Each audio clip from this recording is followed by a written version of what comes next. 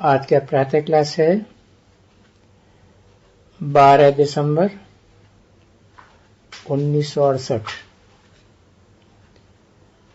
गुरुवार। ओम शांति। रूहानी शिव बाबा बैठकर अपने रूहानी बच्चों को समझाते हैं। बना शिव बाबा से पहले रूहानी क्यों लगाया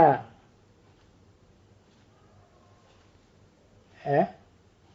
जिस्मानी शिव बाबा भी होता है कोई, क्या नहीं होता है? भक्ति मार्ग में जिस शिवलिंग को पूजते हैं वो शिवलिंग जिस्मानी है या रूहानी है?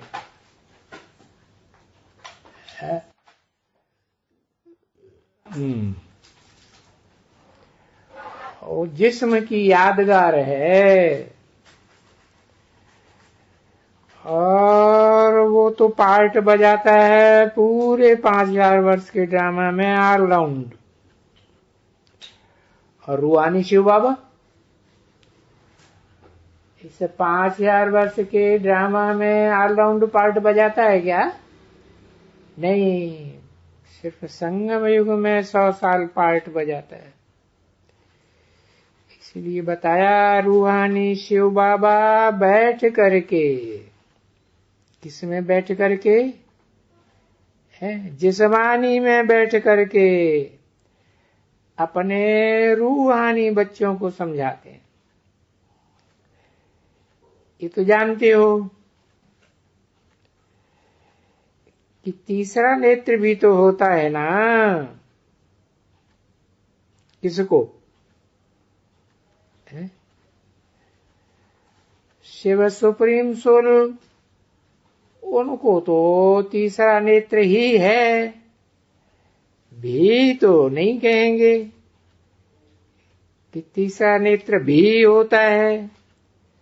भी लगाने से तो साबित होता है कि और भी नेत्र हैं। तो तीसरा नेत्र भी होता है, वो किसके लिए बोला है? हाँ, जो जिस्मानी ऑलराउंड पार्ट बजाने वाला शिव बाबा है उनको तीसरा नेत्र भी होता है। इसको त्रिनेत्री कहा जाता है, जिसको तीसरा नेत्र होता है?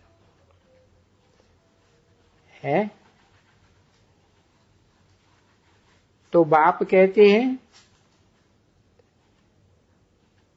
कौन सा बाप? बेहद का रूहानी बाप कहते हैं, ये तो जानते हैं। बाप ये जानते हैं कि जो भी आत्माएं हैं सारी दुनिया में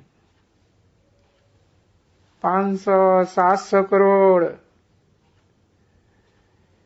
मैं सभी आत्माओं को वर्षा देने आया हूं। कौन बोला?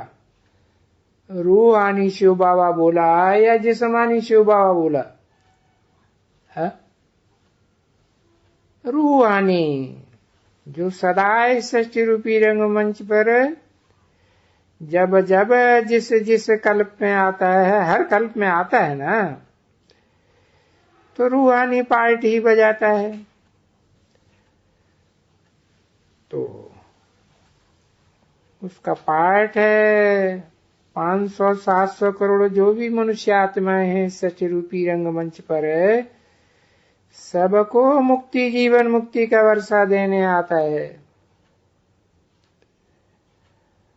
और बाप के दिल में तो वर्षा ही होगा ना।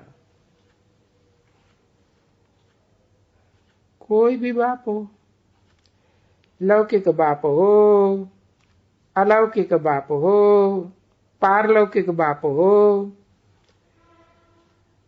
उनके दिल में तो वर्षे की ही बात होगी। अच्छा, लौकिक बाप के दिल में क्या होगा? कि बच्चों को लौकिक दुनिया की धन संपत्ति का वर्षा दूं। वो भी तो बच्चों को वर्षा देंगे। बच्चा नहीं होता है तो मुझे जाते हैं। अरे इस जिंदगी में इतनी कमाई की ये वर्षा किसको देवें?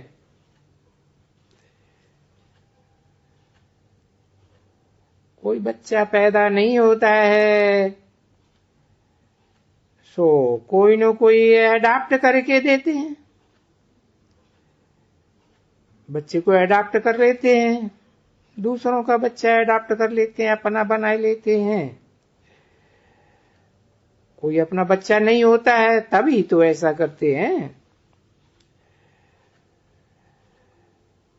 अभी यहाँ पुरुषोत्तम संगम युग में यहाँ तो कोई एडॉप्शन की भी बात नहीं है कि भाई दूसरे का बच्चा लेकर के अडॉप्ट कर लिया जाए। नहीं, यहाँ तो जब बाप यहाँ बैठे हुए हैं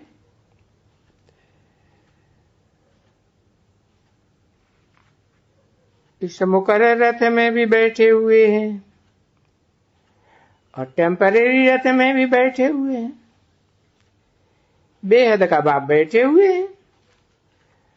तो इनको सारी जो दुनिया है,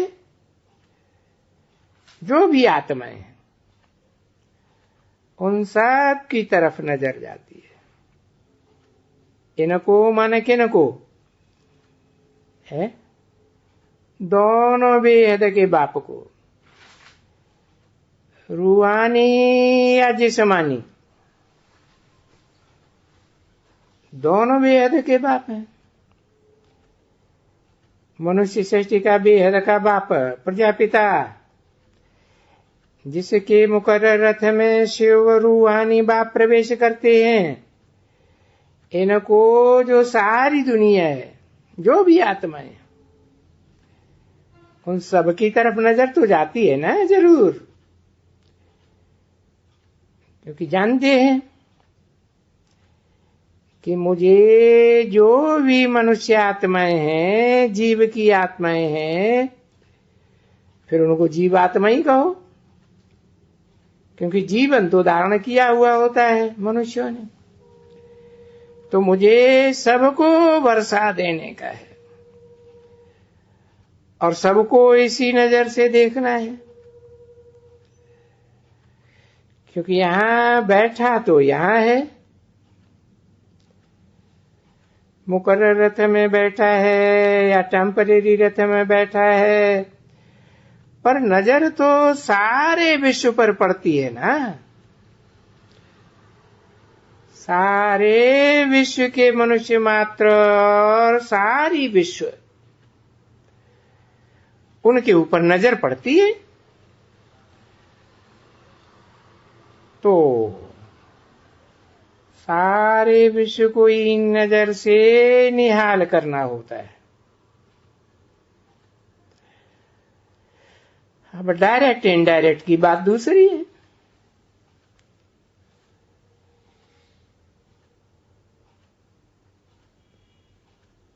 तो फिर बाप समझाते हैं कि देखो, अभी तो कलह क्लेश का युग है और फिर पुरुषोत्तम संगम युग भी है।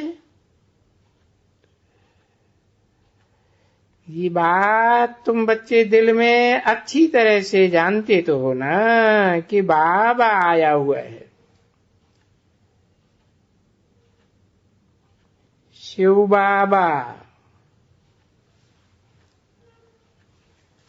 सबको शांति धाम सुख धाम ले जाने के लिए।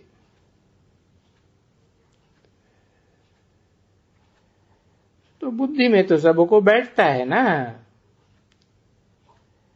कि भाई सब निहाल हो जाने वाले हैं।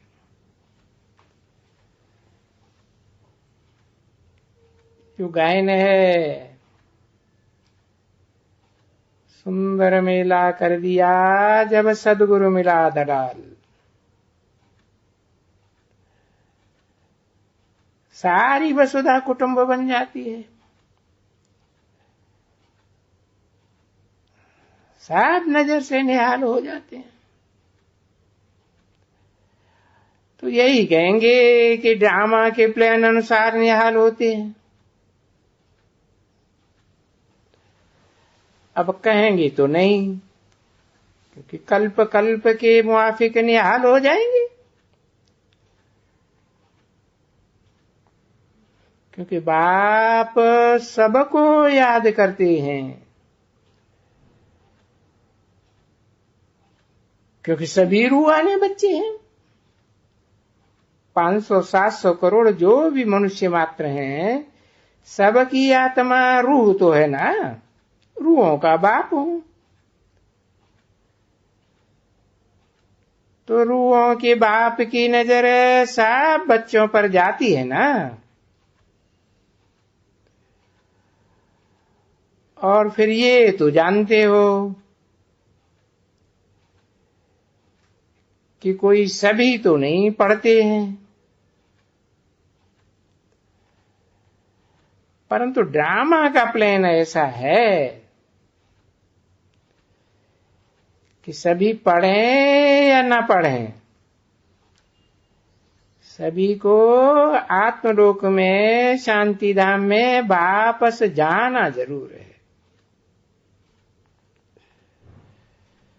क्योंकि नाटक ही पूरा होता है।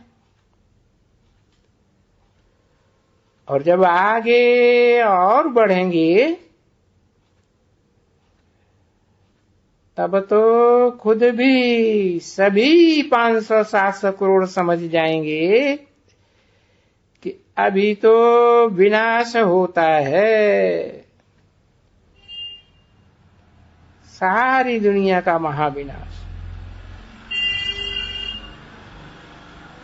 और अभी नई दुनिया स्थापन होती है, जिसको पैराडाइज, हेवन वगैरह वगैरह कहते तो है ना।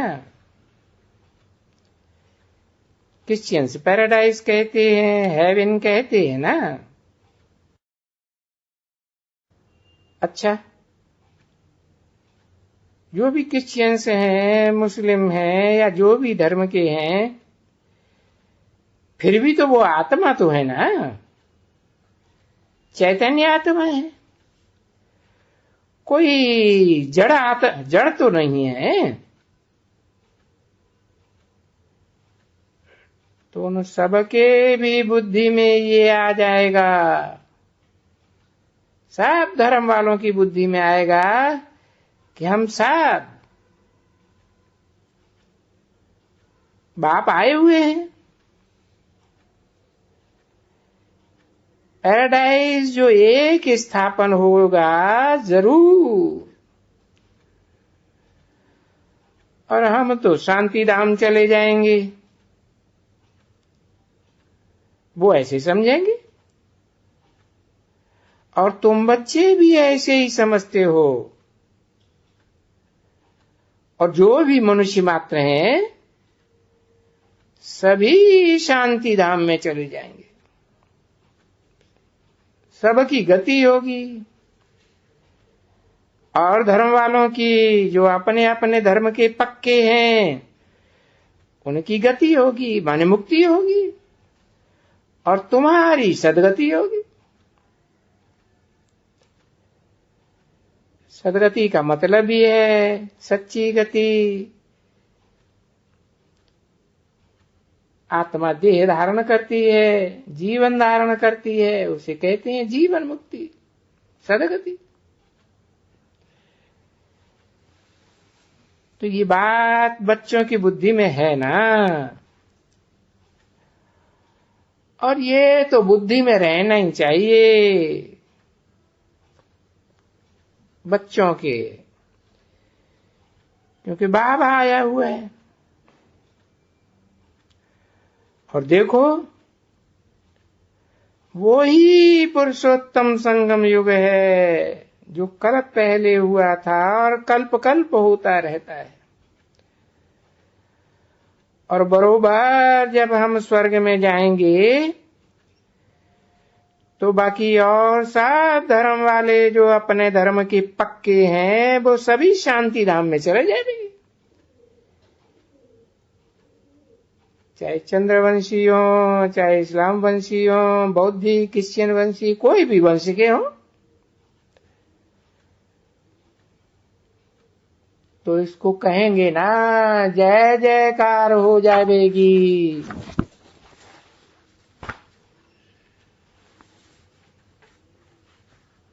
12 दिसंबर 1968 की प्रातः क्लास का दूसरा पेज।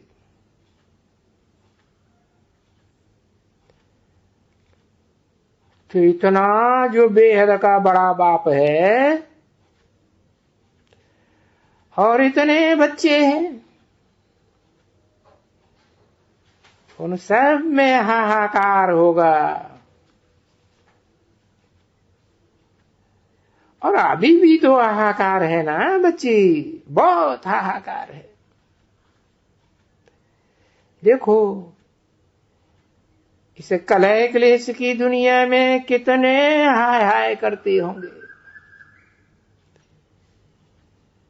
जहां अकाल दुकाल पड़ता है तो कितना हाय हाय करते हैं।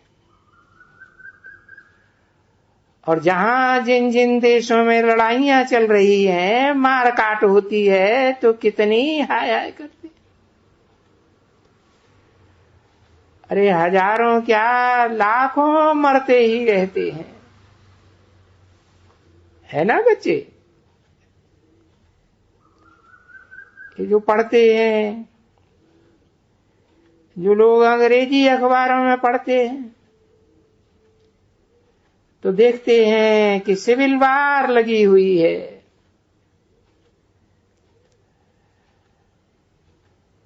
वो भी लड़ाइयां लगी हुई है, मरते ही रहते।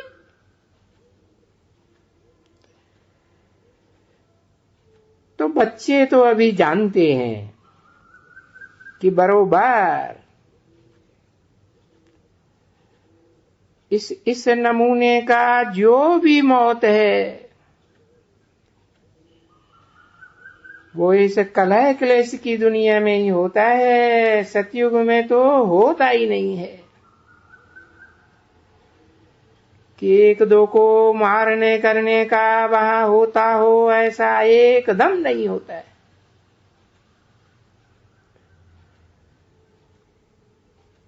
तो ऐसी दुनिया स्थापन करने के लिए बाप भी तो आते हैं। तो जब आते हैं कहां से? शांति धाम से, आत्मलोक से आते हैं, वहां से तो समझते हैं मैं जाता हूं और जाकर के सारे विश्व में जय जयकार मनाता हूं।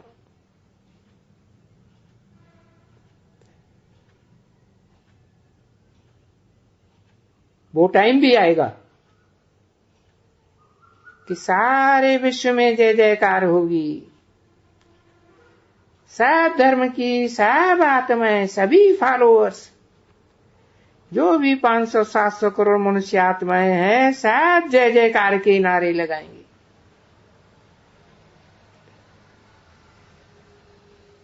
और बेहद का बाप ये भी तो जानते हैं ना कि मैं जाता हूं। कहां जाता हूं? कोई विदेश में जाता हूं, विलायत में जाता हूं? नहीं, भारत में ही जाऊंगा। भारत में क्यों जाऊंगा? क्योंकि एक भारत ही है। भा माने ज्ञान की रोशनी, रत माने लगा रहने वाला। जो मैं ज्ञान का वर्षा देता हूं, उस ज्ञान के वर्षे में सारा जीवन लगा रहने वाला और जन्म जन्मांतर लगा रहने वाला एक भारती है। तो कहां जाऊंगा? भारत में ही जाऊंगा ना। जड़ भारत में जाऊंगा या चैतन्य भारत में जाऊंगा? पहले कहां जाऊंगा? जरूर चैतन्य भारत में ही जाऊंगा। ये भारत ही सबसे पुराना गांव है। गांव है, गांव में थोड़े लोग रहते हैं या ज्यादा लोग रहते हैं? थोड़े लोग गांव में रहते हैं, शहरों में तो बहुत लोग रहते हैं। तो ये सूर्यवंशियों का गांव है, पुराने ते पुराना गांव। और बाबा के लिए तो गांव ही कहेंगे ना, है कि बहुत बड़ा शहर कहेंगे, करोड़ों की तादाद वाला नहीं। वो थोड़े मनुष्य होते हैं ना, तो उसको गांव ही कहेंगे। अरे उस समय ये सारी विश्व क्या थी? जब वो सूर्यवंशियों का राज्य था।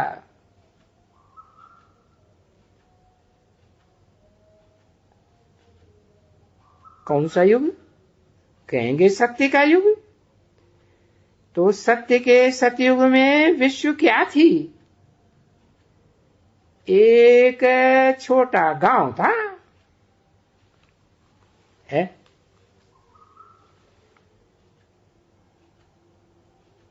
इसकी भेंट में एक गांव ही कहेंगे, सारे विश्व की भेंट में। अभी तो इस सारे विश्व में देखो कितने मनुष्य बढ़ गए।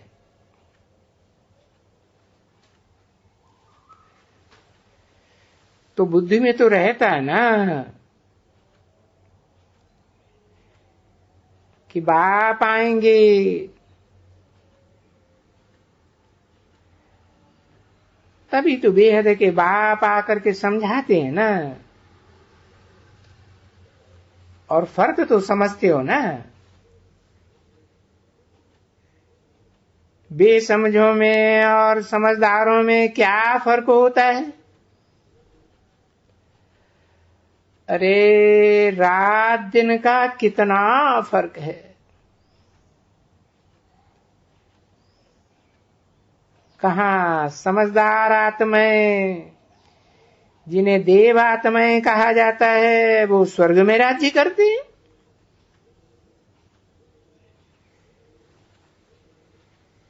जिस स्वर्ग को सचखंड ही कहा जाता है। और उस सचखंड में झूठ, पाप, कपट वगैरह कुछ भी नहीं होता। इसीलिए तो तुलसीदास ने कहा है, ये बाप की बात बोली है ना, मोहि छल छिद्र कपट नहीं भावा, निर्मल मन सोई जन मोहि भावा।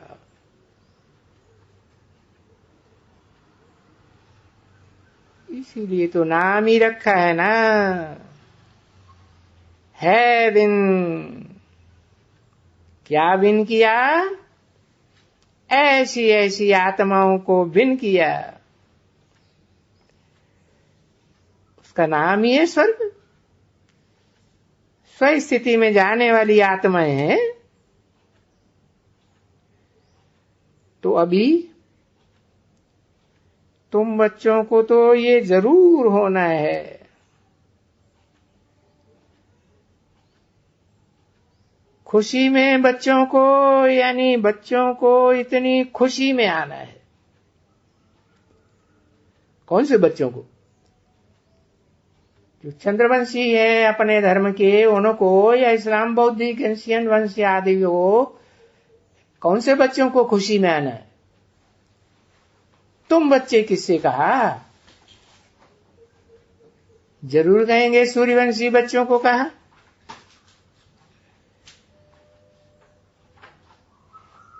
तो आना है।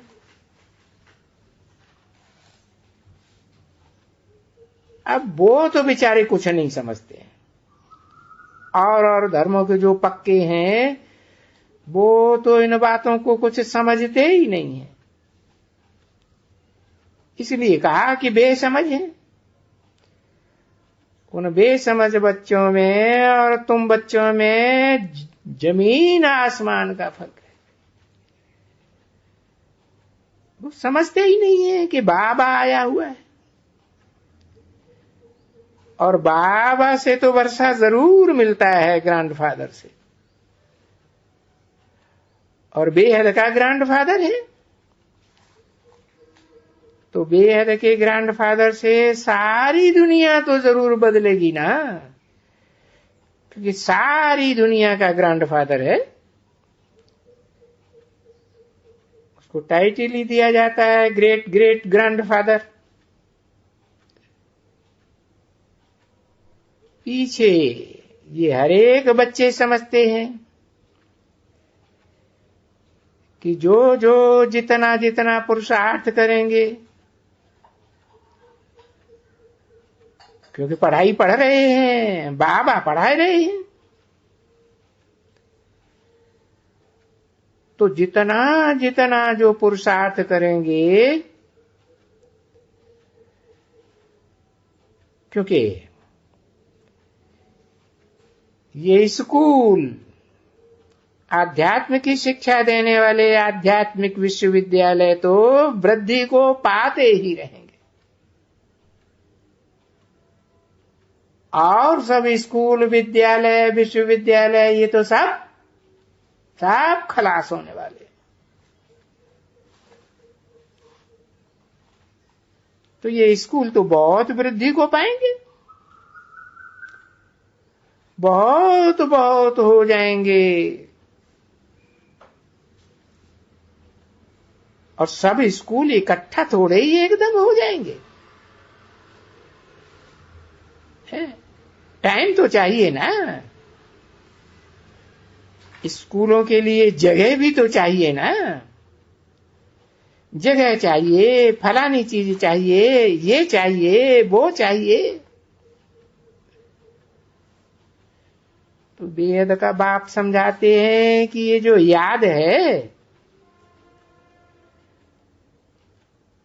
कि अभी हम गए कि गए अपने सुखधाम,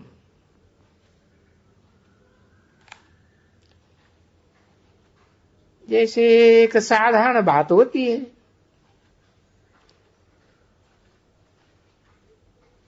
लौट के आते हैं। देखो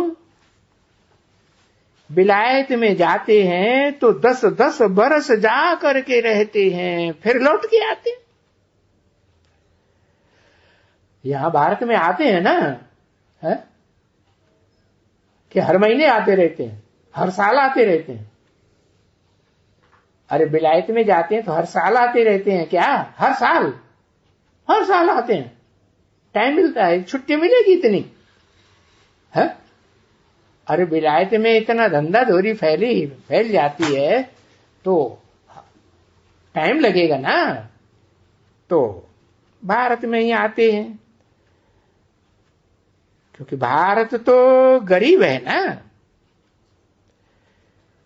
तो जो भारत में रहते हैं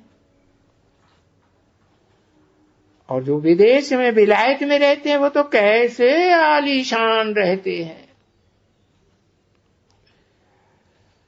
उन विलायतियों की भेंट में तो ये बहुत भारतवासी गरीब बच्चे हैं ना,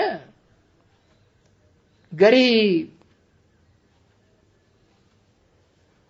तो जो भी विलायत में रह करके आते हैं भारत में,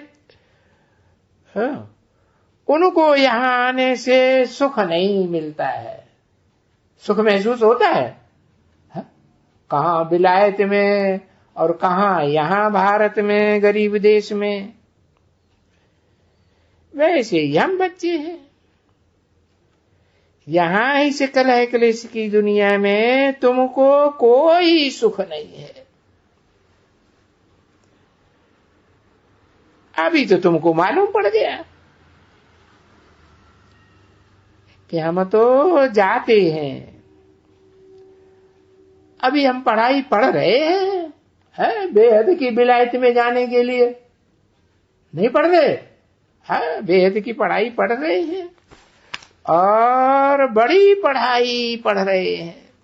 छोटी मोटी पढ़ाई नहीं पढ़ रहे कि भाई लौकिक दुनिया में जो पढ़ाइयां पढ़ाई जाती हैं, हद की पढ़ाइयां, देह की पढ़ाइयां, 5 तत्वों के विश्लेषण की पढ़ाइयां नहीं, हम तो बेहद की आत्मा के अनेक जन्मों की पढ़ाई पढ़ रहे। अनेक जन्मों का पार्ट क्या है, हम रंगमंच पर क्या पार्ट बजाते हैं, कैसे कैसे पार्ट बजाते हैं, वो सारी पढ़ाई पढ़ के जिससे हम हेवन का मालिक बनने वाले हैं, देवता बनने वाले। 12/12/1968 की प्रातः क्लास का 3रा पेज। वो नई दुनिया में, सतयुग में कितना सुख होगा वहां, तो उस सुख को याद करके ये जो गांव है ना, है जिस गंदे गांव में मैं आता हूं, है ये तुम बच्चों को याद पड़ेगा फिर? ये तो फिर याद भी नहीं पड़ेगा, क्योंकि इसमें दुख बहुत है, अथाह दुख है। खाने को बेचारों को भरपूर भोजन भी नहीं मिलता, इधर उधर गांव में रोज खाने के लिए भटकते रहते। उस गांव का पता है? कौन सा गांव है?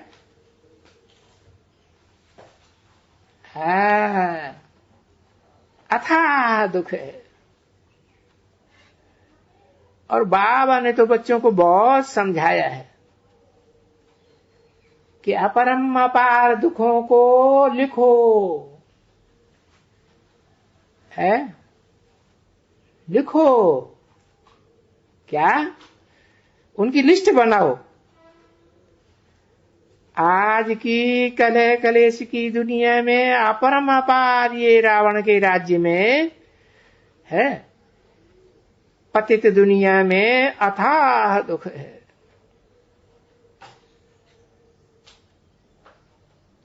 अथाह जैसे समंदर की कोई था नहीं पा सकता है, ऐसे ही अथाह दुख। और अभी जो कल आने वाला है, उस कल को योग बल से हम अथाह सुख कल के लिए स्थापन कर रहे हैं, और वो सुख अपने लिए राजधानी में स्थापन कर रहे हैं। और ये एक ही अक्षर है सिर्फ, राजयोग। भाई ये राजाई का योग कौन पढ़ाते हैं? बेहद का बाप कहते खुद हैं कि मैं तुमको राजाओं का राजा बनाता हूं। ओम शांति।